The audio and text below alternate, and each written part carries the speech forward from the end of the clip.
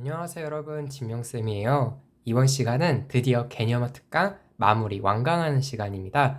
빠르게 들어가 보도록 할게요. 39번째 이국적 낯설게 하기입니다. 무슨 말이냐? 이국적, 즉 나라가 다른 거죠.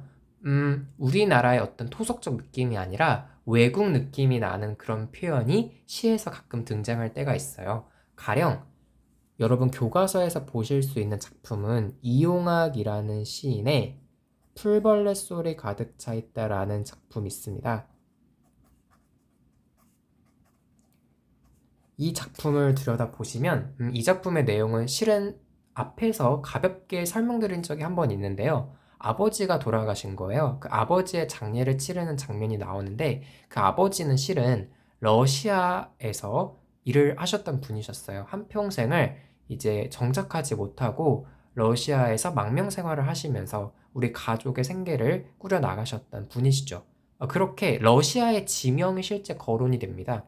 그랬을 때 우리나라 현대시인데 외국 지명이 나오잖아. 라 할 때 우리는 뭔가 이국적 요소가 등장했다라는 말을 할 수 있는 거예요. 그런데 여기서 중요한 것은 여러분들이 가끔 오해하고 계신 내용 중에 하나가 둘 중 하나더라고요. 이국적 요소가 나오면 일단 낯설게 하는 거죠. 네, 낯선감이 들 수 있어. 그런데 따라서 부정적이야. 라고 정리를 하실 수가 있는데요. 꼭 그런 건 아닙니다. 꼭 그런 건 아니고요. 여러분들이 실제 어떤 유명한 작품을 예로 들어드리자면 샤갈의 마을에 내리는 눈이라는 작품이 있어요. 실제 여러분 교과서에도 다 있고요. 그리고 우리 최근 수능에 직접 출제됐던 작품이기도 합니다. 그런데 샤갈이라는 말부터 뭔가 이국적인 느낌이 들죠. 그런데 이 샤갈의 마을에 내리는 이 눈이라고 하는 것은 봄에 내리는 눈이에요. 4월에 눈이 내립니다. 그러면서 마치 샤갈의 마을의 그 눈이라고 하는 것, 즉 낭만적인 느낌이 드는 거죠. 어떤 괴로움, 시련 이런 차원의 눈이 아니라 야, 봄인데도 눈이 저렇게 포근하게 내리네? 뭔가 마음이 따뜻해진다. 낭만적이다. 라는 낭만적인 느낌을 줄 수도 있습니다. 한마디로 이용하기의 시처럼 낯설게 하기를 통해서 어떤 부정적 감정을 심화할 수도 있겠지만 반대로 낭만적인 느낌을 제시할 수도 있다. 즉, 어떤 표현 기법의 절대적인 효과는 정해져 있는 건 아니다. 맥락을 살펴봐야겠다. 라고 정리하시면 될 것 같아요. 괜찮을까요? 네. 넘어가겠습니다. 40번째, 이원적 구성입니다. 이원적이라는 말은 달을 이자를 쓰는 거예요.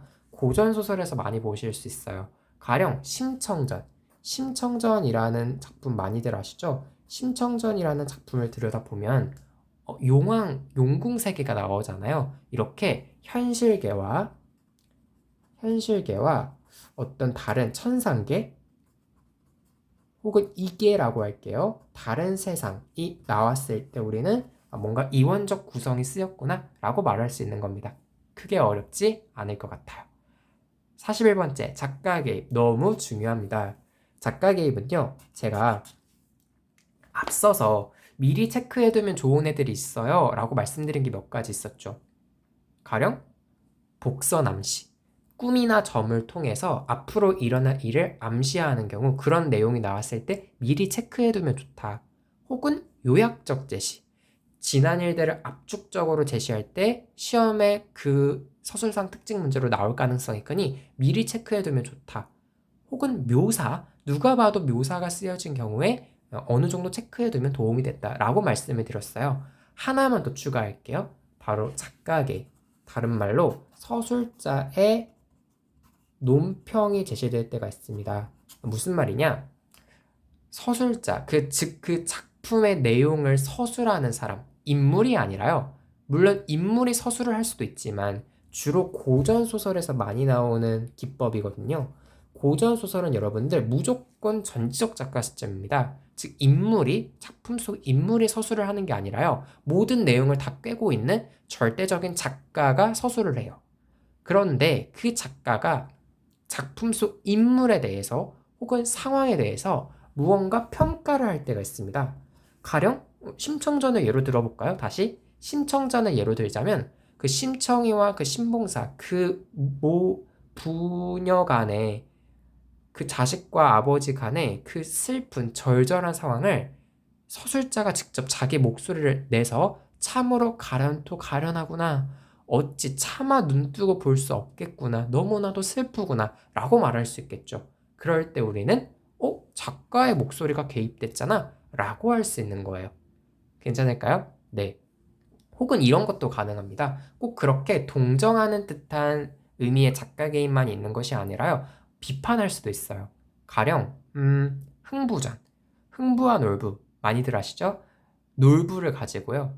저기 저 놀부 놈, 놀부 놈, 거동 좀 봐라. 거동 보소. 야, 놈이라는 말을 썼어요. 년, 놈 이런 표현은 물론 과거에는 지금처럼 지금 정도로 부정적 의미는 아니지만 그러나 어느 정도 낮잡아 보는 어감이 있잖아요. 이런 어감만으로도 작가의 목소리가 개입됐잖아 라고 할 수 있는 겁니다. 혹은 정반대로요. 심청이는 본래 효심이 지극한지라 이런 표현도 나올 수 있겠죠. 효심이 지극한지라 누구 입장에서 보았을 때 누구 입장에서 효심이 지극해 보인다라는 거예요. 작가 입장에서요. 이렇게 작가의 목소리가 개입될 때 우리는 서술자 논평이 쓰였구나 라고 할 수 있는 겁니다. 넘어갈게요. 42번째 초점화. 초점화는요. 다시 이용하게 작품으로 돌아갈게요. 풀벌레 소리에 가득 차 있다. 풀벌레 소리가 그 장례식장을 가득 메우고 있는 거예요. 이렇게 우리는 그 장례식을 치르고 있는 그 장면에 집중하게 되죠. 그럴 때 우리는 초점하고 있구나. 장면을 초점, 포커싱 하고 있구나. 라고 정리하실 수 있습니다. 괜찮을까요? 네, 그 정도로만 정리하시면 될 것 같아요. 43. 전기적 요소. 전기적 요소라고 하는 것은요. 기이성이에요. 기이성이라고 하는 건 신의성이라고도 하는데 신기한 일이 벌어지는 겁니다. 신기한 일. 가령 흥부와 놀부도 놀부전, 흥부전 모두 기이성이 있죠. 까치가 물어온 박에서 엄청난 일들이 일어나잖아요. 혹은 심청전도 마찬가지. 용궁에 가잖아요. 이렇게 우리 인간계에서는 상식적으로 이해할 수 없는 일들이 일어날 때 전기적 요소가 쓰였다. 기이성이 두드러지는구나 라고 할 수 있는 겁니다. 정리될까요? 네, 그렇게 정리하시면 될 것 같습니다. 점층은요, 점점점 강조하는 거예요. 그 무슨 뜻이냐? 가령 이럴 수 있죠. 저기 저 사과, 저기 빨간 사과, 저기 저 빨갛고 탐스러운 사과. 이렇게 같은 대상을 지칭하고 있으나 점점 그 표현의 강도가 강화되고 자세해지고 무엇인가 보충되는 느낌이 들 때 점층이다라는 말을 쓸 수 있는 겁니다. 간단하게 정리하시면 될 것 같아요. 오늘의 하이라이트는 45번째 조력자예요. 정말 중요한 우리 핵심 개념어 중 하나입니다. 조력자라고 하는 것은요. 우리 조력자라는 말은 한 번쯤은 들어봤을 것 같아요. 도움을 주는 사람이죠. 고전 소설에서 정말 많이 등장하는 인물입니다. 가령 고전 소설, 그 중에서도 영웅 소설들을 살펴보시면요. 고전 소설은 기본적으로 패턴이 거의 정해져 있어요. 어떤 내용의 스토리가 굉장히 일정하고 마치 우리나라 드라마처럼 아침 드라마예요. 한마디로 항상 이런 패턴을 유지합니다. 굉장히 뛰어난 애가 태어나요. 출생. 그리고 영재예요. 천재입니다. 천재. 그래서 일단 장수가 되겠죠. 대장군쯤 올라가요. 대장군, 원수라고 할게요. 그런데 꼭 오랑캐가 쳐들어옵니다. 오랑캐가 쳐들어왔어요. 싸워야죠. 그런데 싸우다가 처음에는 이겨요. 그런데 오랑캐가 도망가요. 갑자기 도망을 칩니다. 오랑캐 도망? 거기 서라 하면서 아주 자신만만하게 쫓아갑니다. 그런데 꼭 골짜기에서 화살, 그것도 그냥 화살 아닙니다. 불화살이 쏟아지죠. 함정이었던 거예요. 그런데 항상 이런 상황이 벌어지면 어떡하지? 나 죽는 건가? 살려주세요. 그러면 꼭 저 멀리 골짜기 절벽 위에서 흰 수염이 나타납니다. 네? 흰 수염이요? 네, 흰 수염을 가진 한 노인이 나타나요. 그러면서 갑자기 요술을 벌입니다. 갑자기 막 실드를 막 쳐요. 방어막, 마법을 쓰죠. 네, 해리포터급의 엄청난 마법을 쓰십니다. 그러면서 도움을 드려요. 이럴 때 우리는 이 인물을 보고 조력자다라고 할 수 있는 겁니다.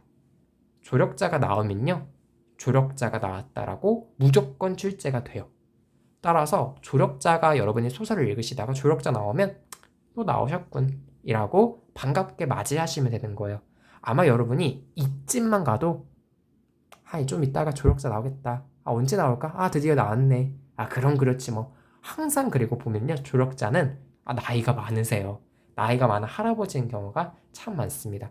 이렇게 직접적인 마법을 부려서 실드를 쳐줄 수도 있고요. 아니면 수련을 시켜줄 수도 있어요. 이런 여러 가지 조력을 하는, 도움을 주는 사람을 조력자다라고 할 수 있습니다. 꼭 가져가세요. 자, 드디어 마지막 장이에요. 우리 몇 개만 정리하면 끝납니다. 벌써 끝인가요? 네. 우리가 문학에서 알아야 되는 수능을 대비함에 있어서, 학교 내신을 대비함에 있어서 알아야 되는 모든 개념어들을 이제 곧 끝낼 수 있게 돼요. 46번째 주객전도입니다. 주객전도라는 말은 주체와 객체가 뒤바뀐 거예요. 예를 들어 드릴게요. 술이 나를 잡는구나. 갑자기 저희 아버지가 생각나는데 네, 술을 혹시 좋아하시나요? 잠깐만, 여러분은 술을 좋아하면 안 되겠죠. 이제 질문이 잘못됐네요. 저는 성인이다 보니까. 그런데 뭐 재수생 분들 중에서 술 좋아하시는 분들은 가끔은 내가 술을 찾기보다는 술이 나를 찾는 것 같다는 느낌을 받으실지도 모르겠어요. 이럴 때 사실상 말이 안 되잖아요.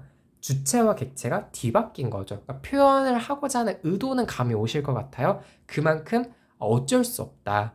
이거는 내 의지로 컨트롤이 안 되는 것이다. 등의 의미를 강조하기 위해서 주체와 객체를 전도하는 경우가 상당히 많습니다. 특히 고전소설에서 꽤 많이 보실 수 있는 표현이에요.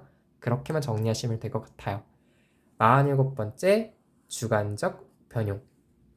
여러분, 혹시 영화 천문 보셨나요?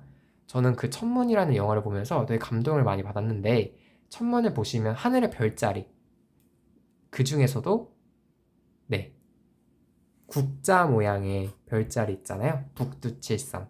이 북두칠성을 가지고 우리 고전 시가에서 굉장히 많이 나오는 표현인데요.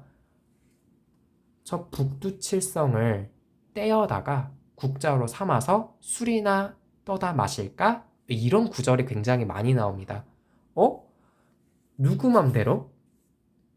북두칠성이 무슨 옆집 강아지도 아니고 내 친구도 아니고 그렇게 마음대로 할 수 있는 게 아닌데, 친구도 마음대로 하면 안 되죠. 강아지도 마음대로 하면 안 되죠. 그런데 하다못해 저 멀리 있는 북두칠성을 국자로 사용하겠다고?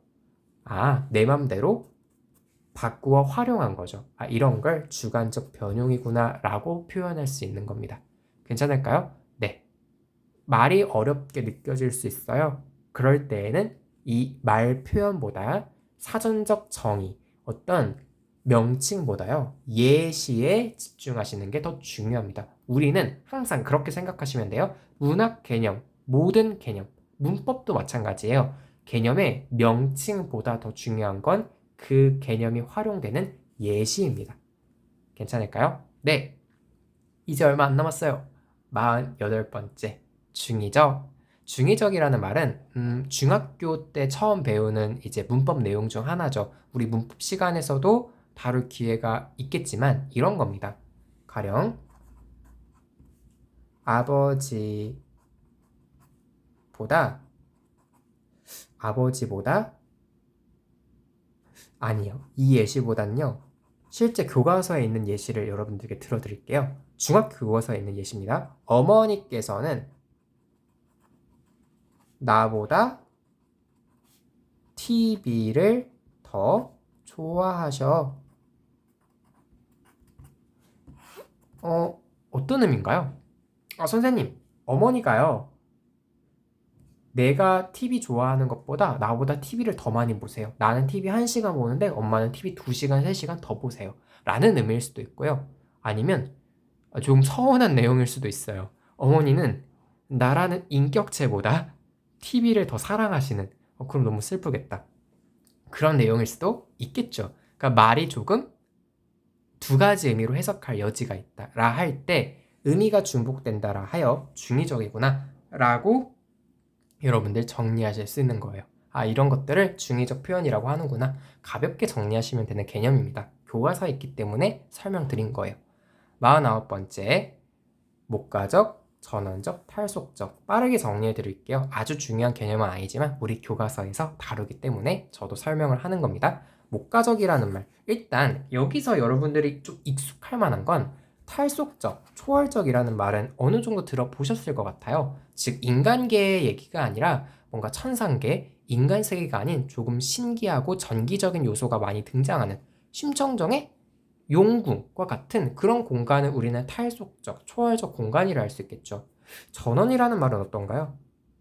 네, 맞습니다. 시골. 시골의 느낌이 나고 뭔가 농사 짓는 그런 공간, 그런 느낌이 들 때 우리는 전원적이라는 말을 쓸 수 있어요. 여러분이 조금 어색하고 낯설 수 있는 표현은 바로 이 목가적이라는 표현입니다. 어렵지 않아요? 목가적이라는 말은 굉장히 평화로운 거예요. 박목월 시인의 작품을 보면요. 제가 굉장히 좋아하는 시인인데 박목월 시인님의 작품을 보다 보면 목가적인 그런 이미지가 굉장히 잘 구현되어 있습니다. 가령 이런 구절이 있어요. 암사슴이 발을 씻는다. 암사슴이요? 상상해보세요. 물가에서 암사슴이 조용해요. 물도 잔잔합니다. 그 아래 암사슴 한 마리가 발을 씻고 있어요. 상상만 해도 되게 평화롭고 힐링되는 그런 느낌이죠. 그럴 때 우리는 목가적이다 라는 말을 쓸 수 있는 겁니다. 어렵지 않죠? 마지막 50번째, 표면에 드러난 화자. 한마디로 작품을 읽다 보면, 시를 읽다 보면 나라는 말이 드러나거나 우리라는 말이 드러날 때가 있어요. 그럴 때 우리는 화자가 작품 표면에 드러나 있구나 라고 할 수 있는 겁니다. 어렵지 않겠죠? 이런 점은 미리 체크해두면 도움이 될 것 같아요. 시를 읽다가 나나 우리가 나오면 미리 체크하자까지 정리를 할게요. 실은 우리 처음에 99가지 정리하려고 했는데요. 제가 압축하여 한 개념을 설명할 때 좀 더 많은 개념들을 중복해서 섞어서 예시까지 들어드리고 시험에 어떤 식으로 나오는지까지 전부 정리해드렸어요. 저도 열심히 준비를 했지만 이 영상을 지금까지 들으신 여러분 인생이 정말 대박입니다. 여러분들이 잘 정리하셨을 거라고 믿고요. 만약에 아직까지 조금 어렵다라고 한다면 여러 번 반복해서 들으시면 되죠. 우리 아직 시간 많아요. 너무 부담 갖지 않으셔도 괜찮습니다. 질문사항 있으면 언제든지 댓글로 남겨주시고요. 여러분 혹시 공부하시다가 필요한 내용, 이런 것도 선생님이 좀 가르쳐주면 좋을 것 같은데 라는 게 있다면 마찬가지 댓글로 요청해주세요. 여러분들 수고 많이 하셨습니다. 안녕.